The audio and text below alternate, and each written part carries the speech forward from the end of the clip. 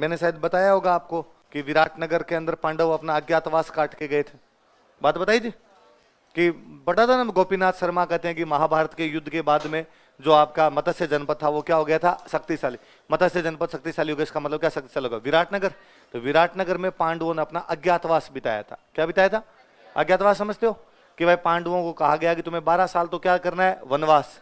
1 साल का क्या करना है, अज्ञातवास। अज्ञातवास का मतलब उसमें किसी को भी तुम्हारे बारे में जानकारी, अज्ञात जगह पे जाके रहोगे। यदि तुम्हें हमें जानकारी मिल गई तुम कहां पे रह रहे हो, किसी ने तुम्हें देख लिया, तो वापस 12 साल का वनवास और 1 साल का। पांडवों ने जैसे तैसे अपने 12 साल का वनवास काटा। अब का अज्ञातवास काटने के लिए कहां जाए, तो 500 भाइयों ने सलाह मशविरा किया और अज्ञातवास काटेंगे विराटनगर। कहां काटेंगे? पर 500 एक साथ जाएंगे तो कोई भी पहचान लेगा, इसलिए 500 भेष बदलो, अलग अलग रूप के अंदर चलो। इसलिए 500 ने भेष बदला, अलग अलग रूप में गए, वहां जाके नौकरी करने लगे। जैसे जो भीम थे वो बन गए रसोइये। भीम क्या बन गया? राजा विराट को जाके कहा भाई मैं तुम्हारे खाना बना दूंगा। रसोइये की आवश्यकता थी, खाना बनाने लगे। भीम जानते थे कि रोटियां ज्यादा खाते थे, और कोई नौकरी करेंगे क्या पता मालिक रोटियां दे या नहीं दे। रसोई में खुद ही रहेंगे तो साथ ही बनाओ और साथ में ही, इसलिए कम से कम भूखे तो मरेंगे। अर्जुन ने और रूप, शानदार रूप धारण किया। अर्जुन बने करण जौहर। जहां जेंडर पता नहीं चल पाएगा आप इधर हो या इधर हो, उस टाइम ब्रहनल्ला क्या बने थे। और उस समय राजकुमारियों को डांस वगैरह सिखाने के लिए ऐसे लोगों की पोस्टिंग की जाती थी। तो ब्रहनल्ला की ड्यूटी लगाई गई कि राजा विराट विराटनगर के राजा थे। राजा विराट के नाम पर नगरी का नाम क्या था? विराटनगर। राजा विराट के एक राजकुमार है, राजकुमार का नाम है उत्तर। क्या नाम है? और एक राजकुमारी, उसका नाम है उत्तरा। तो अगर राजकुमारी उत्तरा को डांस सिखाने काम कौन करेगा? ब्रहनल्ला। तो ब्रहनल्ला लिपस्टिक लगाए हुए, दोनों पैरों में घुंघरू बांधे हुए, और राजकुमारी उत्तरा को डांस सिखाने का काम करते। ऐसे कोई नकुल सहदेव, कोई गेट कीपर बन गए, इन सब ने अलग अलग काम करने शुरू कर दिए। उधर कौरवों ने का पता लगा और कहां पर है। एक बार पता लग गया तो 12 साल का फिर वनवास भोगेंगे। गुरु द्रोणाचार्य को एक दिन इंटेलिजेंस मिली, इनपुट मिले उनको कि आजकल पांडव कहां पर रह रहे हैं? विराटनगर। उन्होंने दुर्योधन को कहा कि दुर्योधन विराटनगर में हो। क्या बात करते हो, सच में? पक्का। दुर्योधन ने फोन मिला राजा विराट को कि राजा विराट हमारे 5 बंदे तुम्हारे राज्य में घूम रहे हैं, पकड़ के सौंपे जाए। राजा विराट ने कहा ना यार, ऐसे तो कोई नहीं। राजा विराट को पता नहीं था ये 500 भाई यहाँ पर रह रहे हैं। जब राजा विराट ने मना किया, दुर्योधन ने द्रोणाचार्य को वापस कहा गुरु वहां पे तो नहीं है। अरे के पक्के हैं। तो पता कैसा चलेगा कि यही है कि एक काम करते हैं, अपने विराटनगर पर आक्रमण करते हैं और विराटनगर की गायें लूट लेते हैं। क्या लूट लेते हैं? और गायों की लूट को कोई भी सच्चा क्षत्रिय कभी भी बर्दाश्त नहीं कर पाएगा। और जब गायों की लूट होगी तो पक्का पक्का पांडव बाहर निकल के आएंगे। बाहर निकल के अपने को पता चल जाएगा कि ये पांडव, अपने पकड़ लेंगे। कहा ठीक है। एक दिन कहा द्रोणाचार्य का और ध्यान रखना है, आक्रमण उस दिन करना है जिस दिन युधिष्ठिर ना हो, क्योंकि युधिष्ठिर इनमें दिमाग वाला है। उसको पता, उनको पता चल जाएगा कि यार ये कौरव आ गए, वो इनको निकलने ही नहीं देगा। बाकियों में ज्यादा दिमाग इनमें है नहीं, ये लड़ने के लिए मरे आ जाएंगे, कहीं भी आ जाए। इसलिए एक दिन पता चला कि राजा विराट शिकार खेलने के लिए गए, साथ में युधिष्ठिर को ले गए। उस दिन पांडवों ने हमला, कौरवों ने हमला किया और विराटनगर की सारी क्या लूट ली? गाय। सेनापति भाग के राजकुमार के पास आया, राजकुमार उत्तर के पास आया। कहा राजकुमार उत्तर, अपनी गाय लूट के लेके जा रहे हैं लोग। राजकुमार उत्तर ने कहा अरे मेरे रहते हुए गाय कैसे लूट सकते हैं? रथ लाओ, अभी कभी सेना की तैयारी करो। पिताजी नहीं है तो क्या राजकुमार उत्तर जाएगा? रथ लेके आए तो कहा भाई मैं ड्राइवर कहाँ, जो हमेशा गाड़ी चलाता है वो कहाँ पे? मेरी सारथी। रथ चलाने वाला कौन होता? सारथी। कहा सर सॉरी, आपका जो सारथी है उसको तो आपके पिताजी राजा विराट शिकार के लिए ले गए। तो कहा यार बिना अच्छे सारथी के तो मैं कैसे लड़ूंगा, ये सारथी तो कभी ढंग से लड़ा हुआ ही नहीं। द्रौपदी वहीं खड़े खड़े सुन रहे थे। द्रौपदी ने कहा कि मैं एक अच्छा सारथी बता सकती हूँ। कौन? कहा वो जो तुम्हारी बहन को डांस सिखाता है, ब्रहनल्ला, वो बहुत अच्छा सारथी। राजकुमार उत्तर ने कहा वो ना, ऐसे थोड़ी होता है कोई। अरे कहा सच में। एक दिन वो हम सबको कहानी बता रहा था। वो कह रहा था कि पहले वो किसी राजा का रथ चलाया करता था। ब्रहनल्ला को बुलाया, ब्रहनल्ला ने कहा ठीक है। ब्रहनल्ला सारथी की जगह बैठा, युद्ध के मैदान में पहुंचे। आक्रमण शुरू हुआ। कौरव बड़े महारथी थे। जैसे ही शुरुआती तीर आने लगे, राजकुमार उत्तर ने उत्तर दे दिया। और राजकुमार उत्तर ने कहा कि मैं लड़ाई नहीं करूंगा। और उसने अर्जुन को कहा कि अपने रथ घुमाया जाए, ब्रहनल्ला का रथ घुमाया जाए। अर्जुन ने कहा कि अरे तुम क्षत्रिय हो, लड़ो तो सही, ऐसे भाग कैसे सकते? उसने कहा तू पंचायती मत कर, रथ घुमा। और जब ब्रहनल्ला ने रथ नहीं घुमाया तो राजकुमार उत्तर उतर के भाग गया।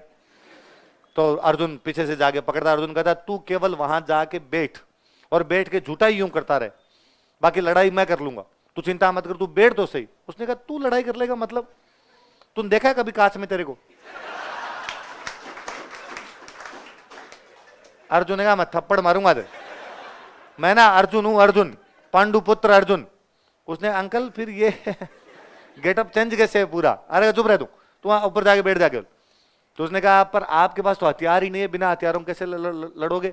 अर्जुन का जो धनुष था उसका नाम था गांडीव। क्या नाम था? कहते हैं अर्जुन जब विराटनगर में प्रवेश कर रहे थे तब अपने धनुष को एक पेड़ पे टांग के गए थे और कह के गए थे कि हे धनुष देवता, 12 महीनों में जब तक मैं अज्ञातवास में रहूंगा मेरा धनुष यहाँ पे टंगा रहेगा, आप पे सर्दी गर्मी बरसात लगेगी, आप दूषित हो जाओगे, मैं आपको वचन देता हूं कि जब कभी दोबारा चलाऊंगा तो गंगा जी में धो के वापस चलाऊंगा। अर्जुन जब आप गांडीव को उतारने लगे तो पेड़ ऊंचा हो गया थोड़ा, अर्जुन थोड़े और ऊपर, पेड़ ऊपर और ऊंचा हो गया। तो अर्जुन को याद आया कि यार मैंने धनुष को वचन दिए थे। अर्जुन ने हाथ जोड़े कि हे धनुष देवता, आप मेरे हाथ में आओ, चिंता मत करो, मैं आपको दूषित अवस्था में नहीं चलाऊंगा, मैं पहले आपको साफ करूंगा, गंगा जी में धोऊंगा, उसके बाद ही चलाऊंगा। धनुष नीचे आया, अर्जुन ने लिया, पहला बाण चढ़ाया, धरती में मारा, पानी निकाल दिया, इसलिए नाम है बाण गंगा। क्या नाम है? बाण मार के गंगा निकाली गई, इसलिए नाम क्या था? बाण गंगा। और अर्जुन अब जाके बैठे, बरहनल्ला के रूप में जाके बैठे। उत्तर तो खाली यूं ही झूठे झूठे कर रहा था। इधर से तीरों की बौछार कौन कर रहे थे? अर्जुन। और जैसे पहला तीर गया, द्रोणाचार्य ने कहा अर्जुन है। आपको क्या पता अर्जुन? उन्होंने कहा नोट्स मेरे हैं।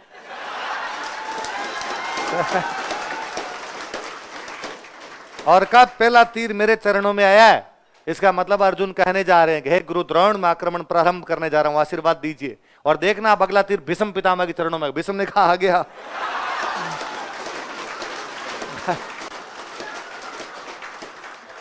अब यह सुस्पष्ट था कि सामने से कौन लड़ रहे हैं? अर्जुन। और अर्जुन ने इतना भयंकर युद्ध लड़ा उस दिन, कौरवों की पूरी सेना को तितर बितर कर दिया। जब कौरव हारकर भाग रहे थे, भागते हुए द्रोणाचार्य को अर्जुन पकड़ते हैं और द्रोणाचार्य को अर्जुन पकड़ कहते हैं गुरु द्रोण कहां भाग रहे हो? गुरु द्रोण ने कहा कि अर्जुन अब पकड़ने से भी क्या लाभ है, आज छठ है। आज क्या है? और अज्ञातवास खत्म हो रहा था 14 को। कब खत्म होना था? 14 में। 8 दिन बाकी पड़े थे अज्ञातवास में। आज छठ के दिन 8 दिन पहले मैंने तुझे देख लिया है। अब तो अर्जुन तैयारी करो, वापस 12 साल का वनवास और 1 साल का अज्ञातवास। अर्जुन ने कहा गुरु द्रोण इस बात की कौन गारंटी दे सकता है कि मुझे छठ के दिन देखा गया था? गुरु द्रोण ने कहा मैं कहूंगा, कौरवों की भरी सभा के अंदर कहूंगा कि मैंने तुम्हें छठ के दिन देखा है। अर्जुन ने कहा मैं मार दूंगा, वरना वचन दो कि आप वहां कहोगे कि आपने मुझे 14 के दिन देखा है। गुरु द्रोण ने कहा छोड़ दूं, तू जो कहेगा वो मैं कर दूंगा। अब इधर राजा विराट युधिष्ठिर वापस आके बैठे हुए, चौपड़ पासे का खेल खेल रहे हैं। सेनापति वापस आया, विराट नगर जिंदाबाद, राजा विराट की जय हो, युद्ध जीत कर लौटे। और राजा विराट ने चौपड़ फेंकते हुए, पासा फेंकते हुए कहा कि जहां मेरा बेटा राजकुमार उत्तर जाएगा वो युद्ध ना जीत पाए, ऐसा कैसे हो सकता है? युधिष्ठिर ने पासा फेंकते हुए वापस कहा कि आज का युद्ध बरहनल्ला ने जीता है। किसने जीता है? राजा विराट को इतना गुस्सा है कि राजा विराट ने पासा उठा के युधिष्ठिर के नाक पे मारा कि शर्म नहीं आती तुझे? वो डांसर इधर उधर घूमने वाला लिपस्टिक लगा के, वो तुम कह रहे हो कि वो जिताएगा, तुम मेरे बेटे की इस प्रकार बेइज्जती कर रहे हो। इतने में राजकुमार उत्तर खुद आए और राजकुमार उत्तर ने कहा कि पिताश्री, ये जो आपके सामने बैठे हुए ये साधारण पुरुष नहीं है, ये स्वयं धर्मराज युधिष्ठिर है। और वो बरहनल्ला नहीं है, वो पांडुपुत्र अर्जुन है। और ये जो अपने रसोईया है मोटा सा, ये भीम है। बाहर जो आपने गेट कीपर खड़े कर रखे हो नकुल और सहदेव है। ये जो अपने नौकरानी का काम करती है महासती द्रौपदी है। और राजा विराट को जब पता चला, राजा विराट ने माफी मांगी कि सॉरी युधिष्ठिर, मेरे से गलती हो गई थी। राजा विराट ने कहा कि यदि यह युद्ध इस आज अर्जुन ने जिताया और बरहनल्ला अर्जुन ही है, तो मैं घोषणा करता हूं कि मैं मेरी राजकुमारी उत्तरा की शादी अर्जुन के साथ करूंगा। अर्जुन ने कहा सर एज गैप नाम की भी कोई चीज होती है? ये मेरी स्टूडेंट है, बहुत छोटी है मेरे से। तो बाद में कहा गया क्या किया जाए? तो अर्जुन ने कहा मेरे पुत्र अभिमन्यु के साथ उत्तरा की शादी की जाए। इसलिए बाद में उत्तरा की शादी किसके साथ की गई? अभिमन्यु। तो अभिमन्यु का ससुराल कहां पे था? विराटनगर। तो अभिमन्यु अपने राजस्थान वालों का फूफूसा है भाई।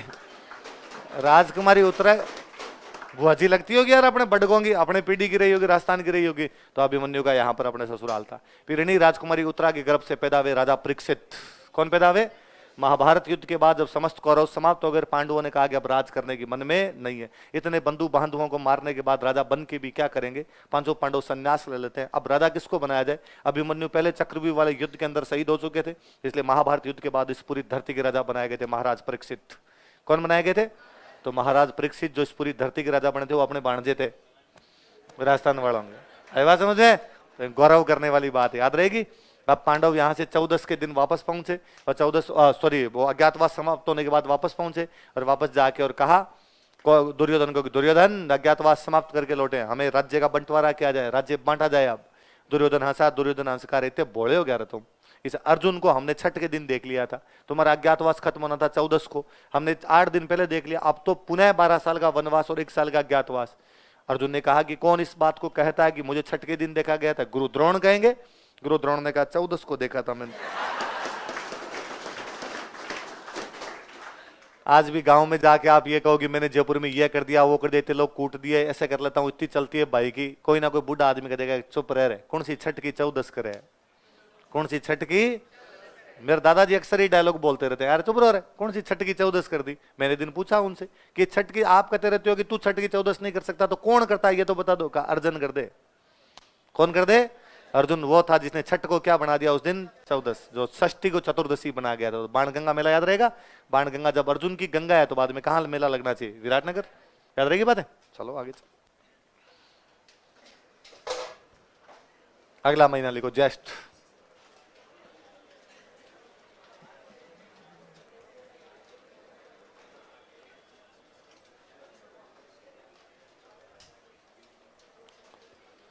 अच्छा, जेठ के महीने में गर्मी ज्यादा पड़ती है कम पड़ती है?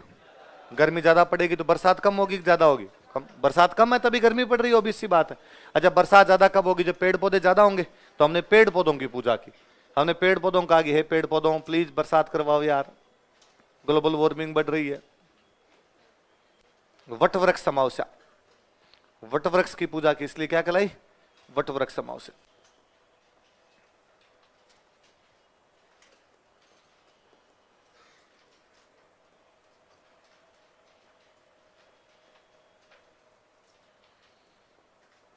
या इसको बोलते हैं वट सावित्री व्रत।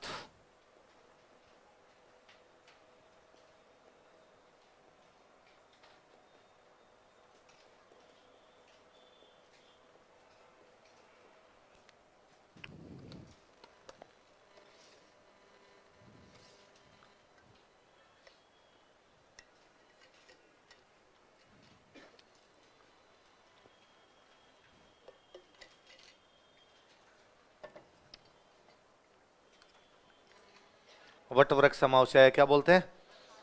पेड़ पौधों की पूजा करनी चाहिए। वट वृक्ष होता है बरगद, बरगद का दो, वट वृक्ष का दो, उसकी पूजा करनी चाहिए भाई। पुराना पेड़ होता है वट वृक्ष, कई सालों तक जिंदा रहने वाला पेड़ है, तो वट वृक्ष की पूजा की जाए तो बरसात होगी। एक कहानी हमने इसे और जोड़ी कि किसी समय हमारे एक जोड़ा होता है, जिस जोड़े का पति का नाम है सत्यवान और पत्नी का नाम है सावित्री। क्या क्या नाम है? सत्यवान और सावित्री। शादी होती है, शादी के थोड़े दिनों बाद सत्यवान की डेथ हो जाती है। सत्यवान की डेथ होती है तो यमराज उसकी लाश को लेने के लिए आ जाते हैं। यमराज जब उसके शरीर को लेने के लिए आते हैं तो सावित्री जो कि उसकी पत्नी है, शादी को थोड़ा ही समय बीता है, वो चीखती है, चिल्लाती है, यमराज को कहती है कि मैं मेरे पति को ले जाने नहीं दूंगी। यमराज उसे समझाते हैं कि सावित्री ये जीवन चक्र है, प्रत्येक व्यक्ति के जीवन का एक ना एक दिन अंत होना है, तुम्हारे पति का भी अंत हुआ है, मुझे शरीर लेके जाना ही पड़ेगा, किसी को यूं नहीं छोड़ सकते। सावित्री कहती है नहीं, मैं नहीं ले जाने दूंगी। तो यमराज उसको राजी करने के लिए कहते हैं कि तुम्हारे पति को तो मैं लेके जाऊंगा, तुम इसके बदले में और कुछ मांग सकती हो मेरे से। सावित्री मांगती है कि यमराज वरदान दीजिए कि मेरे ससुर के 100 बेटे हों। तो उसने यमराज ने कहा तथास्तु, ठीक है तो मैं चलता हूं। अब वो वहां से चलने लगे तो वो वापस चीखी चिल्लाई, वापस रोई कि नहीं ले जाने दूंगी। यमराज ने कहा तुम और कुछ मांग ले। उसने कहा मेरे पिताजी के भी 100 बेटे होने चाहिए। तथास्तु, तुम्हारे 100 भाई होंगे। अब वो आगे और चली यमराज, वो वापस पीछे पीछे चलती है उनकी। यमराज ने कहा अब कहा मेरे पिता के पास में 100 गायें होनी चाहिए। उस समय सबसे बड़ा धन क्या था? गाय, गोधन हुआ करता। ठीक है, तुम्हारे पिता के पास में गायें होगी। और आगे बढ़े, उसने मेरे ससुर को भी 100 गायें दो, ससुर को। यूं वो कई चीजें मांगती है। यमराज फाइनली उसको कहते हैं कि अब लास्ट वरदान है तेरे पास, और कुछ मांग ले तू, मैं इस लाश को तो यहाँ पे रहने नहीं दूंगा, इसके अलावा तो कुछ भी मांग सकती है, और अब लास्ट है, इसके बाद कुछ नहीं दूंगा, फिर मैं इसको लेके जाऊंगा। उसने कहा ठीक है, मुझे सत्यवान से 100 पुत्र दीजिए। यमराज गुस्से में थे, उन्होंने कहा तथास्तु। का छोड़ो तो सत्यवान से 100 पुत्र तभी होंगे तो एक महिला जो अपने पति को यमराज के चंगुल से बचा के लेके आ गई थी, वो कौन थी? इसलिए आज भी अपने किसी महिला का, जब अच्छी महिला का उदाहरण देते हैं, हम कहते हैं वो सती सावित्री है। वो क्या है? और किसी महिला की बुराई भी करते थे हम कहते हैं वो कौन सी सती सावित्री है ना? तो सावित्री किसके साथ तुलना की जाती है? सावित्री। तो वट सावित्री व्रत, कौन सा व्रत किया जाता है?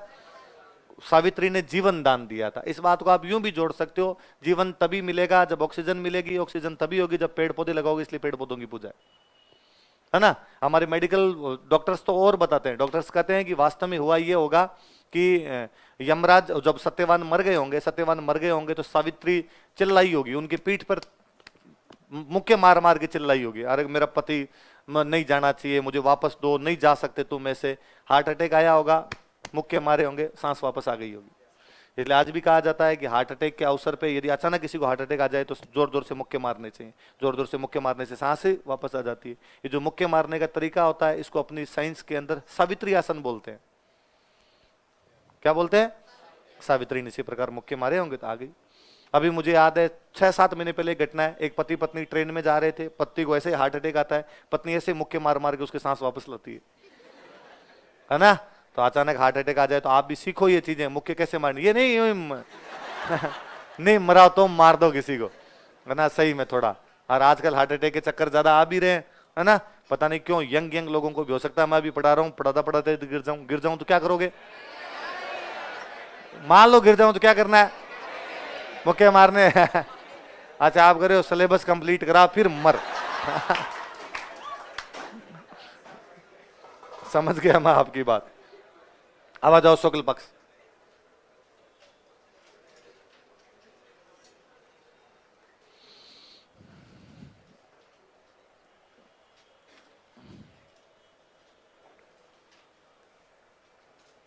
हमने पेड़ पौधों की पूजा की तो धरती पे पानी पानी हो गया। माँ गंगा स्वयं पधार गए धरती पे। माँ गंगा पधारे इसलिए हमने इसको क्या कहा? गंगा दशमी। मेला लगता है अपने कामा में। कामा कहां पड़ता है? भरतपुर में मेला लगता है भाई, कामा में।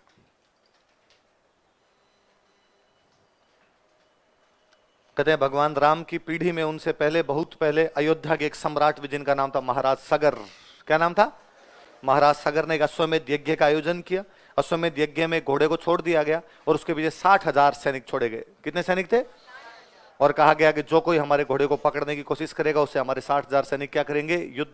घोड़ा एक ऋषि के आश्रम में घुस जाता है। सैनिक उस ऋषि के आश्रम से घोड़ा वापस लेने जाते हैं। ऋषि की तपस्या भंग होती है। ऋषि श्राप देते हैं कि तुम सारे लोग पत्थर हो जाओ। और 60 के 60,000 लोग क्या बन गए? पत्थर। हिंदू धर्म कहता है कि मरने 60 के 60,000 लोग मर गए। हिंदू धर्म कहता है कि मरने के बाद में व्यक्ति का अंतिम संस्कार करना चाहिए। अंतिम संस्कार तब मनाया जाएगा जब उसे अग्नि में जलाओगे। लेकिन पत्थरों को अग्नि में कैसे जलाया जाए? हिंदू धर्म कहता है कि यदि अंतिम संस्कार नहीं होगा तो व्यक्ति भूत बन जाएगा। राजा सागर को लगा यार मेरे तो 60,000 सैनिक क्या बन जाएंगे? भूत। और सैनिक भी राजा के बंधु बांधव भी हुआ करते थे, मेरे यार रिश्तेदार सारे के सारे भूत बनेंगे। राजा सागर ने तपस्या की भगवान की, ये गंगा नदी की तपस्या की। किसी को पंडित जी को पूछा कि पंडित जी क्या किया जाए, इनको मोक्ष कैसे मिलेगी? पंडित जी ने कहा भाई अंतिम संस्कार तो हो नहीं सकता, लेकिन यदि गंगा जल इनके ऊपर से निकल जाए, माँ गंगा इनके ऊपर से निकल जाए तो इनको मोक्ष प्राप्त हो जाएगी। राजा सागर गंगा नदी की तपस्या करते हैं पर माँ गंगा राजी नहीं हुई। उनकी पीढ़ी में लगातार राजा आते गए, तपस्या करते गए, लेकिन माँ गंगा राजी नहीं हुई। फाइनली एक राजा है, राजा भागीरथ, एक पैर पे खड़े होकर 12 वर्ष तक की घनघोर तपस्या के बाद माँ गंगा राजी होते हैं और माँ गंगा कहते हैं कि मांगो राजा भागीरथ, जो तुम मांगोगे तुझे मिलेगा। राजा भागीरथ ने कहा कि हे माँ गंगे, मेरे 60,000 पूर्वज इस प्रकार से पत्थर बन गए थे, यदि आप उनके ऊपर से पधार जाओ तो उनको मोक्ष मिल जाएगी। माँ गंगा ने कहा कि राजा भागीरथ मैं तुम्हारी तपस्या से प्रसन्न हूं और उनके ऊपर से निकल जाऊंगी, पर राजा भागीरथ जब मैं धरती पर आऊंगी स्वर्ग लोक से तो मैं इतनी तेज वेग से गिरूंगी कि जहां धरती भी गिरूंगी खड्डे खड्डे कर दूंगी। इसलिए धरती में ऐसी कोई जगह नहीं है जहां पर आके मैं गिर सकूं। इस बार भगवान शिव को राजी किया गया। भगवान शिव को कहा गया कि आप अपनी जटाओं में माँ गंगा को धारण कीजिए। आप में उस शक्ति है कि आप माँ गंगा को धारण कर सकते हैं। इसलिए गंगा नदी सबसे पहले कहां पे आई? भगवान शिव की जटाओं। इसलिए भगवान शिव की जितनी तस्वीरें आप देखोगे उनमें यहां से पानी निकल रहा है, वो पानी गंगा नदी है। वहां से गंगा नदी निकले, 60,000 लोगों के ऊपर से निकले, उनको मोक्ष प्रदान की, इसलिए गंगा को बोलते हैं मोक्षदायिनी। क्या बोलते हैं? राजा भागीरथ लेके आए थे इसलिए बोलते हैं भागीरथी। क्या बोलते हैं? तो वो गंगा नदी धरती पर किस दिन आए थे? जेठ की 10वीं को, इसलिए क्या आ गई? समझ में आ गई बात? गंगा जी धरती पे खुद पधार गए, पानी पानी हो गया, इसलिए हमने एक दिन पानी पिया ही नहीं। हमने कहा आज बिना जल के रहेंगे हम।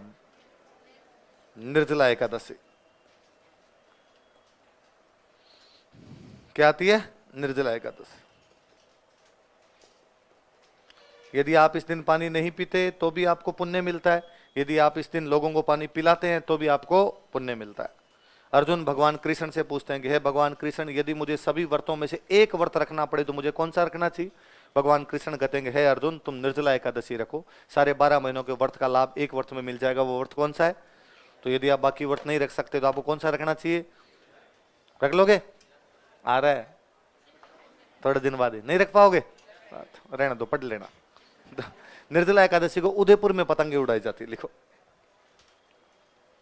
इस दिन उदयपुर में पतंगे उड़ाई जाती है। People of Udaipur fly kites on this day. इस दिन उदयपुर में पतंगे उड़ाई जाती है।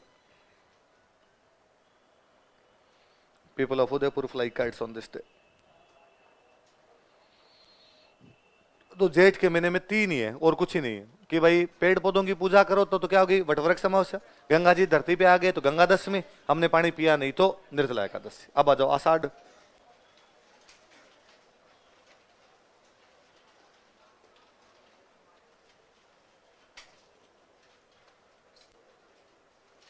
कृष्ण पक्ष पूरा खाली है, कुछ ही नहीं होता है।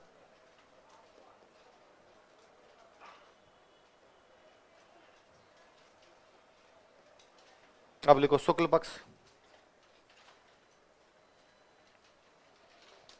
वापस एकम से वो नवरात्रे आते हैं जो किसी को बताने नहीं होते। बताओ कौन से आएंगे? इसका मतलब नवरात्रे साल में 4 बार आते हैं, 2 बार बताने वाले, 2 बार बिना बताने वाले। बताने वाले तो आते हैं चैत्र और आश्विन, आश्विन वाले होते हैं शरद और चैत्र वाले होते हैं बसंत। बिना बताने वाले आते हैं माघ और आषाढ़, इनको बोलते हैं गुप्त, छिपाई हुए नवरात्रे, गुप्त नवरात्र। इनमें जो नवमी आती है, एक अच्छा नक्षत्र होता है, बिना पंडित जी से पूछे आप ब्याह कर सकते हो। बदला नवमी, बदला नक्षत्र है ये। बदला, फुलेरा, अक्षय, ये सब नक्षत्र है। आखा तीज, फुलेरा, दूज, इन सबको आपको पंडित जी को पूछने की आवश्यकता नहीं है। बदला नवमी मैंने अभी बताया था कि कार्तिक वाली एकादशी को देवता जागते हैं, आषाढ़ वाली एकादशी को देवता सोते हैं। देव सैनी एकादशी, आचार संहिता लागू हो जाती है। इसलिए बदला नवमी को सबसे अधिक ब्याह होते हैं कि भाई आज कर लो, 2 दिन बाद देवता सोने वाले हैं, फिर 4 महीने तक कोई ब्याह नहीं होंगे।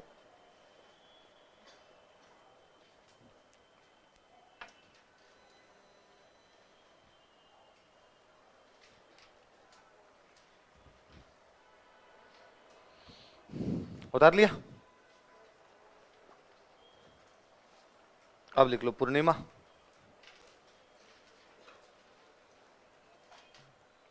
अपना टीचर्स डे होता है भैया, गुरु पूर्णिमा।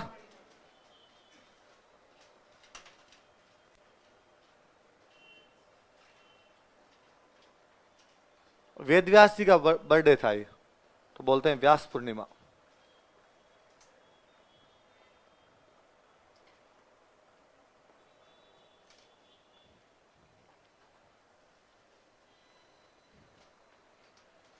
क्या होता है बताओ? देखिए, गुरु पूर्णिमा या तो आषाढ़ में 4, एकम से क्या शुरू हो जाएंगे? गुप्त नवरात्रे। नवमी क्या आ जाएगी? बदला। एकादशी को देवता सोएंगे तो, और टीचर्स डे को क्या बोलेंगे? गुरु पूर्णिमा या। आषाढ़ के बाद क्या आता है? श्रावण। श्रावण से हमने शुरू किया था, तो कृष्ण पक्ष खाली छोड़ा था। आ जाओ कृष्ण पक्ष पे आओ।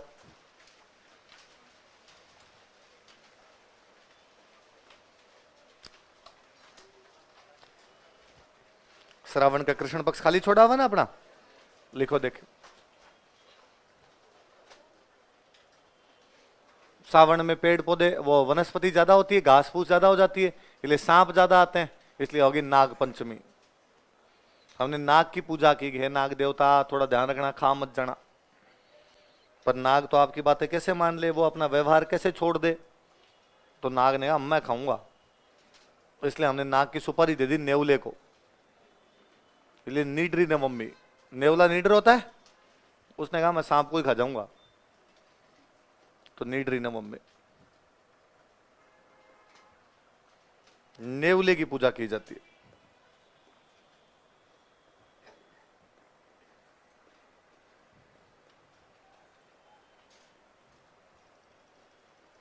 लिख लो मैंगूज इज वर्शिप्ड। नेवले की पूजा, मैंगूज इज वर्शिप्ड।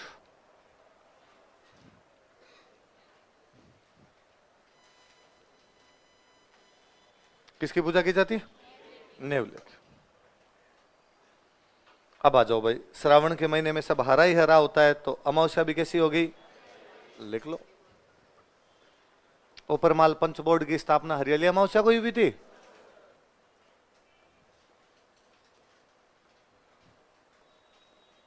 इसका मतलब मेवाड़ में हरियाली अमावस्या बड़ा त्योहार होता है, तभी हो रही है भाई वहां पे।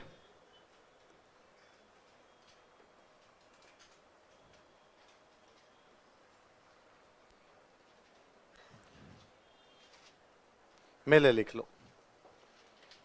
मेवाड़ की राजधानी उदयपुर, उदयपुर में एक झील है फतेह सागर, है ऐसी कोई झील? तो फतेह सागर मेला होता है।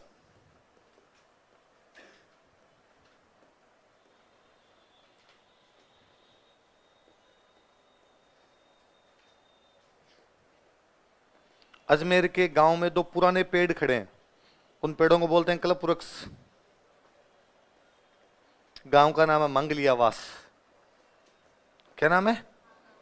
तो मंगलियावास में कौन सा मेला होता है? कल्प वृक्ष मेला। मंगलियावास कहां पर है? अजमेर।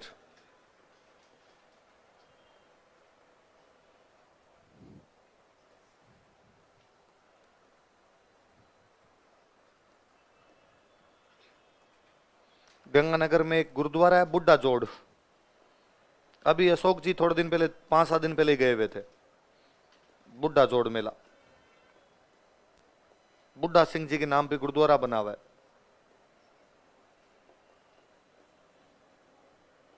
एक जो श्री गंगानगर,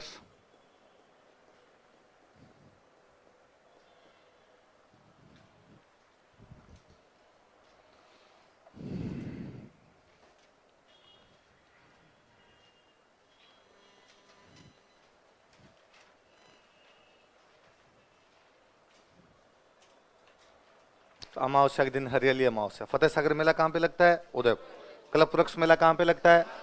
मंगलिया। बुड्ढा जोड़ मेला कहां लगता है? अच्छा, अब त्योहार शुरू कब होते हैं? छोटी तीज। तो श्रावण शुक्ल तृतीया को तो क्या हो गई? छोटी तीज। पूर्णिमा क्या आ जाती है अपनी? रक्षाबंधन। भादवे की तीज को क्या बोलते हैं अपने? बड़ी तीज। छठ को क्या क्या बोलते हैं? उप छठ और हड़ छठ। अष्टमी को कृष्ण जन्माष्टमी। नवमी को गोगा नवमी। बारस को बच्छ बारस। अमावस्या को सती अमावस्या। वापस द्वितीया को उधर रामदेव जयंती या बाबरी बीज। चौथ को गणेश चतुर्थी या शिव चतुर्थी या कलंक चतुर्थी या चतरा।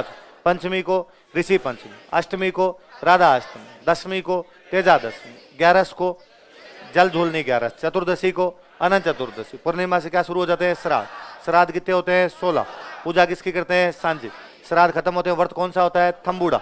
श्राद्ध खत्म होते हैं शरद ऋतु के कौन से नवरात्रे?